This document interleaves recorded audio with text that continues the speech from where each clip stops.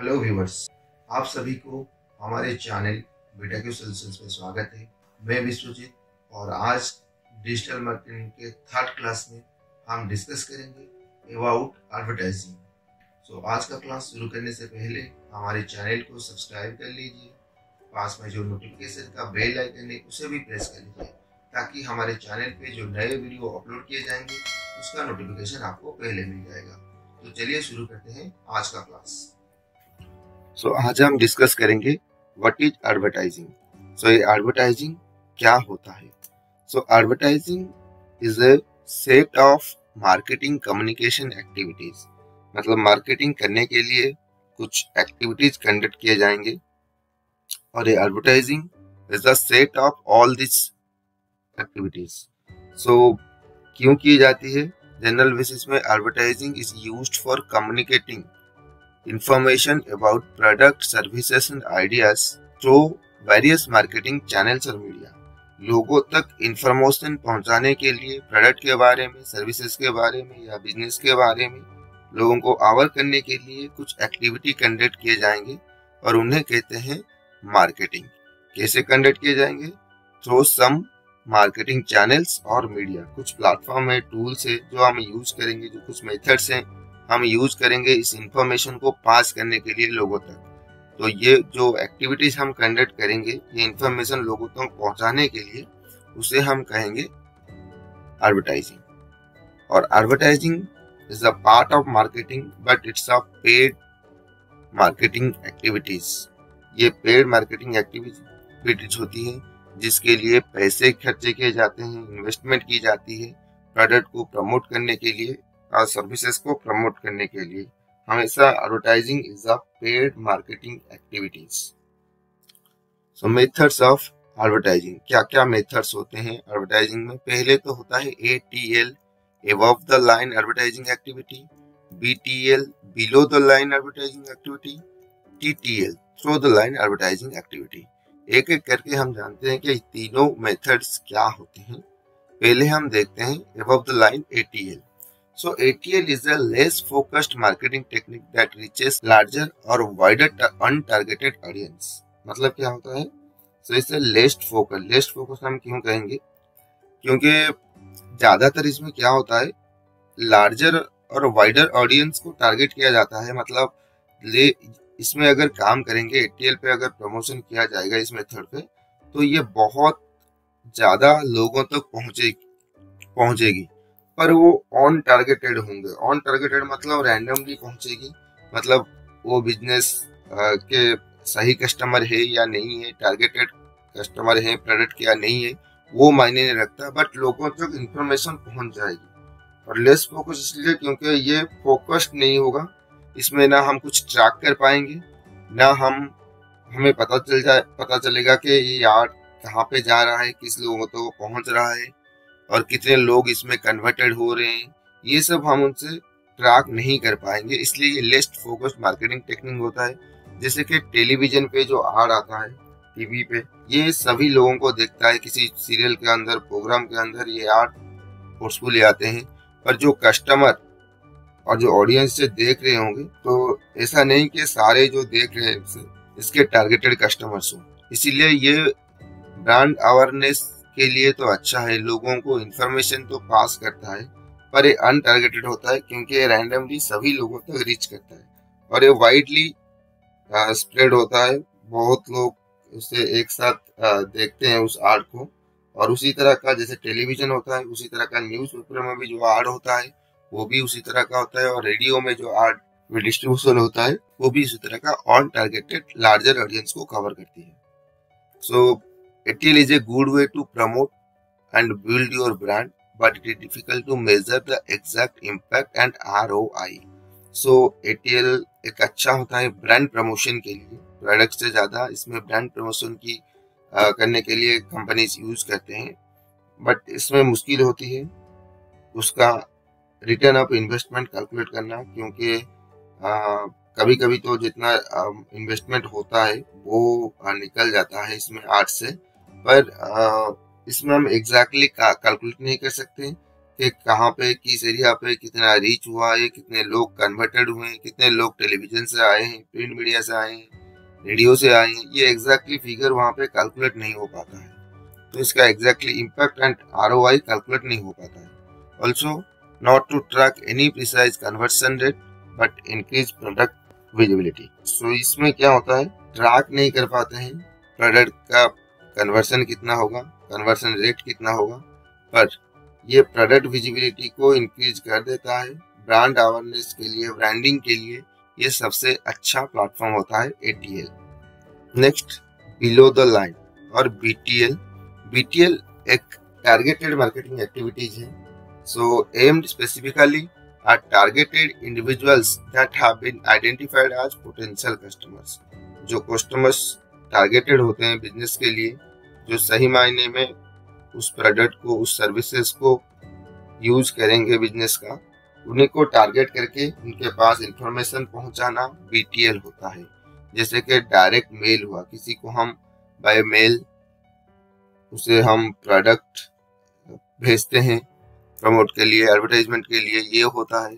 जैसे कि स्पॉन्सरशिप होता है, कोई अगर उस प्रोडक्ट को और उस सर्विसेज को लेने के लिए पहले से स्पॉन्सरशिप किया होता है, स्पॉन्सरशिप एक BTL मार्केटिंग होता है। ट्रेड शो एंड एग्जीबिशंस होते हैं, जिसमें पर्टिकुलरली कुछ स्टॉल्स इंस्टॉल किए जाते हैं, वहाँ पे लगाए जाते हैं, लोग जाते हैं उस बिजनेस के बारे में, सर्विसेज के बारे में इंक्वायरी करते हैं, अगर पसंद आता है तो वहीं से ही खरीद लेते हैं। सो ये trade shows and exhibitions are also the part of BTL। Email marketing, जैसे कि टारगेटेड कस्टमर्स की ईमेल ली जाती है और उस जरिए लोगों तक मेल सेंड किया जाता है।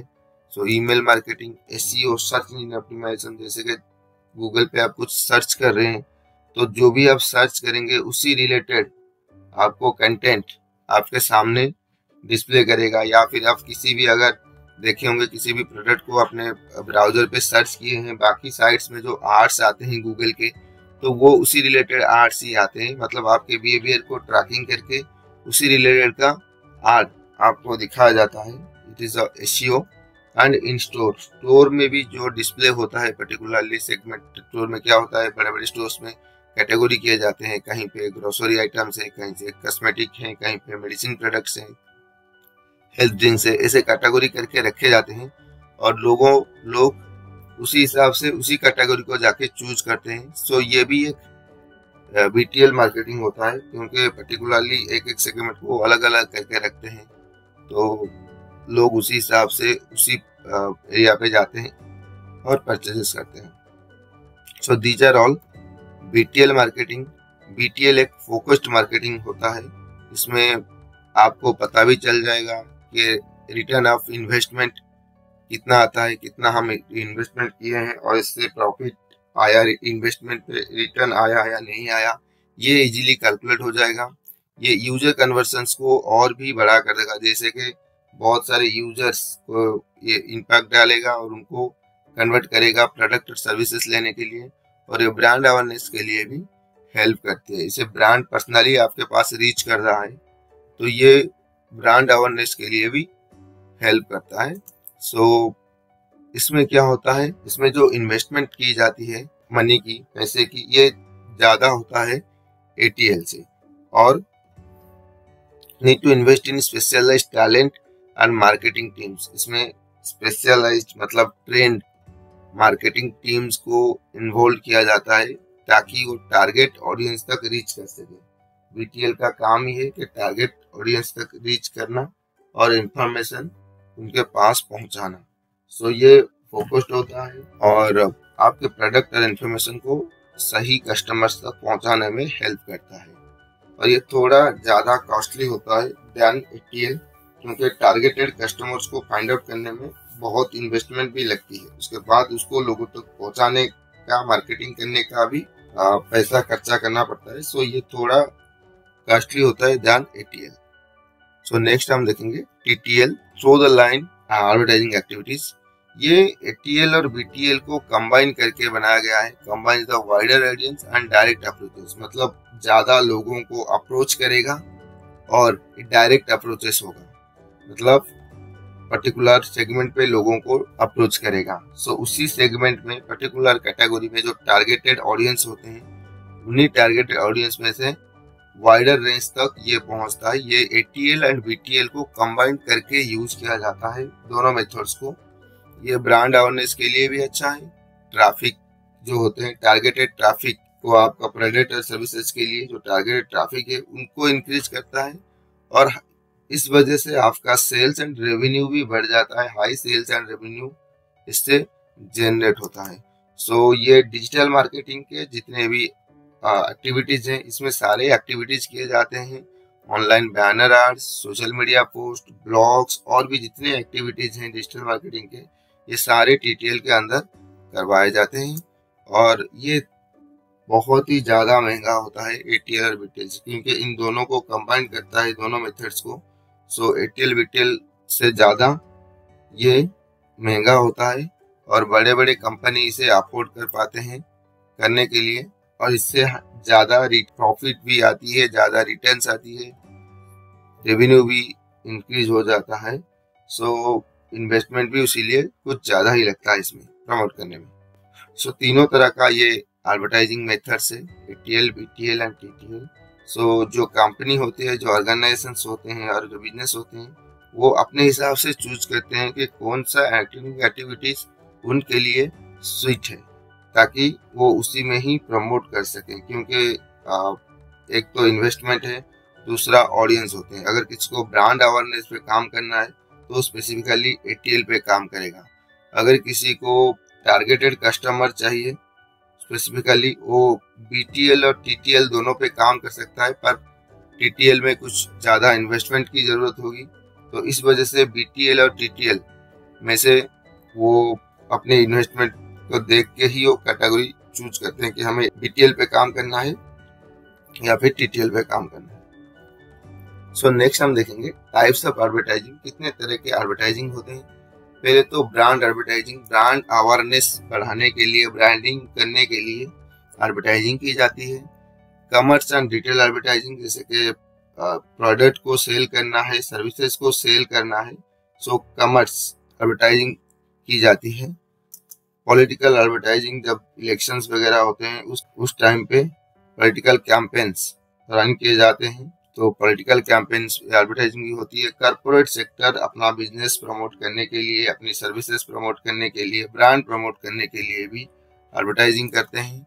पब्लिक और सोशल एडवर्टाइजिंग, सोशल अवेयरनेस और पब्लिक अवेयरनेस बढ़ाने के लिए कोई इंफॉर्मेशन का, जैसे गवर्नमेंट, ये ज़्यादातर गवर्नमेंट और NGOs करते हैं, क्योंकि कुछ अपना इंफॉर्मेशन जो है लोगों के पास पहुंचाने के लिए इमरजेंसी के टाइम पे भी ये उसी तरह का पब्लिक और सोशल अवेयरनेस जनरेट करने के लिए भी एडवर्टाइजमेंट करते हैं। फीडबैक और सर्विस के लिए भी होता है, फीडबैक लेने के लिए किसी प्रोडक्ट का, सर्विसेज का, और सर्वे करने के लिए, डाटा इंफॉर्मेशन के लिए भी एडवर्टाइजिंग की जाती है। बिजनेस एडवर्टाइजिंग, छोटे मोटे जो बिजनेस होते हैं, हर बिजनेस अपना प्रोडक्ट, अपना प्रॉफिट बढ़ाने के लिए भी अपना एडवर्टाइजिंग करते हैं। सो ये होता है टाइप्स ऑफ एडवर्टाइजिंग। इतने एरियाज में एडवर्टाइजिंग की जाती है, क्योंकि एडवर्टाइजिंग करना जरूरी है उनके सेल्स और रेवेन्यू को बढ़ाने के लिए। So these are the types of advertising. So components of advertising, advertising किस पे ऊपर बेस किया जाती है। पहले तो प्रोडक्ट एंड सर्विसेज। एडवर्टाइजिंग करने के लिए आपके पास अच्छा क्वालिटी का प्रोडक्ट और सर्विसेज होना जरूरी है, क्योंकि ये जो चीज होता है जो लोगों को आप ऑफर करेंगे, बेचेंगे। So what is the business offerings, ये बिजनेस लोगों को दे रहा है, सेल कर रहा है या सर्विसेज प्रोवाइड कर रहा है। सो इस वजह से ये product and services very important component of advertising. So price भी एक फैक्टर होता है एडवर्टाइजिंग का, क्योंकि आप प्राइस को बार बार बीच में ऊपर नीचे नहीं कर सकते। तो एक स्टैंडर्ड प्राइस होना चाहिए, वो भी अपने कंप्यूटर एनालिसिस करने के बाद आपको प्राइस फिक्स करनी पड़ेगी। और आपके प्रोडक्ट के जो इन्वेस्टमेंट है, जो मैन्युफैक्चरिंग कॉस्ट है, ये सब को देख के एक प्राइस बना जाता है, ताकि लोगों को जब आप प्रोडक्ट और सर्विस बेच रहे हैं तब प्राइस उनके लिए अफोर्डेबल हो खरीदने के लिए। सो प्राइस एक another component of advertising. Next होता है प्लेस। तो ऐसा नहीं कि अगर कोई कंपनी अपना प्रोडक्ट लॉन्च करती है तो इमिडिएटली वो सारे लोकेशन पे लॉन्च कर दे, क्योंकि प्रोडक्ट अवेलेबिलिटी होना भी बहुत ज़रूरी है। तो इसीलिए कंपनी क्या करते हैं और बिजनेस क्या करते हैं, जब अपना प्रोडक्ट लॉन्च करते हैं और उसको एडवर्टाइजिंग के लिए लाते हैं तो कुछ स्पेसिफिक जगह पे ज़्यादातर वो प्रोडक्ट अवेलेबल करते हैं। जैसे कि टाउन सिटी में पहले प्रोडक्ट्स अवेलेबल हो जाता है ध्यान रूरल एरिया में, क्योंकि उनको पता है कि हमारा एडवर्टाइजिंग अगर रन करेगा तो पहले ज़्यादातर तो सिटी के लोग आवर होंगे, तो इस वजह से प्रोडक्ट ज़्यादा पहले सिटीज में आ जाती हैं, उसके बाद धीरे धीरे करके रूरल एरिया को जाते हैं। तो इस वजह से प्लेस भी एक इम्पोर्टेंट रोल प्ले करता है एडवर्टाइजिंग में। Next is your promotion. Promotion भी करनी पड़ती है एडवर्टाइजिंग में। बायर्स की अटेंशन ड्रॉ करने के लिए कंपनी को प्रमोशन करनी पड़ती है। प्रमोशन जो होता है वो पेड नहीं होता है जनरल में, पर कुछ मायने में प्रमोशन भी जरूरी है, क्योंकि हमेशा तो हम पेड प्लेटफॉर्म पे डिपेंड नहीं कर सकते। तो इसीलिए बायर की अटेंशन ड्रॉ करने के लिए कंपनी को हमेशा प्रमोशन करनी पड़ेगी। So promotion is also another part of advertising. और सबसे इम्पोर्टेंट पार्ट है टारगेटेड कस्टमर, किसको हम प्रोडक्ट बेच रहे हैं और कौन ये प्रोडक्ट बेच रहा है। ये बहुत ही इम्पोर्टेंट रोल है, क्योंकि टारगेटेड कस्टमर को पींच करके उनको प्रोडक्ट सेल करना एडवर्टाइजिंग का सबसे बड़ा एम होता है। तो अगर आप टारगेटेड ऑडियंस आपके पास हैं तो आपकी सेल्स रेवेन्यू अच्छी होगी। अगर टारगेटेड ऑडियंस आप ट्रैक नहीं कर पा रहे हैं तो इससे आपके जो ROI है, रिटर्न ऑन इन्वेस्टमेंट है, इस पे असर पड़ेगा। और लास्ट में होता है प्रेजेंटेशन, जो आप कस्टमर को दिखा रहे हैं, मतलब प्रोडक्ट बेचने से पहले जो प्रेजेंटेशन दिखा रहे हैं, वो प्रेजेंटेशन भी एक इम्पोर्टेंट रोल प्ले करता है, क्योंकि लोग उसी से ही इम्प्रेस होते हैं पहले। तो एडवर्टाइजिंग उनके पास पहले पहुंचती है। एडवर्टाइजिंग का मतलब है आप कुछ प्रेजेंट कर रहे हैं लोगों को, तो एडवर्टाइजिंग तो पहले लोगों के पास पहुंचेगी, उसको देख के ही लोग अपना प्रोडक्ट और सर्विसेज खरीदेंगे। सो प्रेजेंटेशन भी इम्पोर्टेंट होती है। और ये जो 6 पॉइंट्स है, ये सारे के सारे पॉइंट्स P अल्फाबेट से शुरू हुए हैं, इसलिए इनको कहा जाता है 6 P's ऑफ एडवर्टाइजिंग। एडवर्टाइजिंग के ये 6 P's हैं जो कंपोनेंट्स के हिसाब से यूज होते हैं। पूरा का पूरा एडवर्टाइजिंग इसके ऊपर बेस करता है। Steps for creating advertising campaigns. Steps क्या होते हैं, एडवर्टाइजिंग कैंपेन्स कैसे रन किए जाते हैं।